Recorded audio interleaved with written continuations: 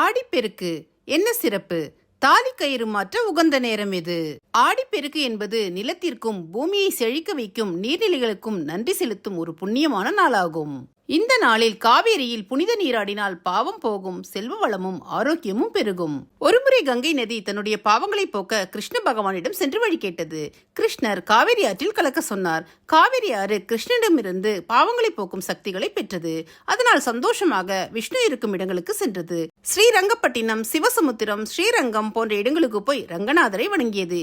இந்த நிகழ்வுதான் ஆடிப்பெருக்கு பண்டிகையாக கொண்டாடப்படுகிறது. இந்நாளில் காவிரி கரைக்கு சென்று வழிபட முடியாதவர்கள் தங்கள் வீட்டிற்கு அருகில் உள்ள நீர்நிலைகளுக்கு சென்று வழிபடலாம். இவ்வளவு சிறப்புமிக்க இந்த ஆடிப்பெருக்கு இந்த ஆண்டு ஆகஸ்ட் 3ஆம் தேதி ஞாயிற்றுக்கிழமை விசாகம் மற்றும் அனுஷ நட்சத்திரம் இணைந்த நாளில் வருகிறது.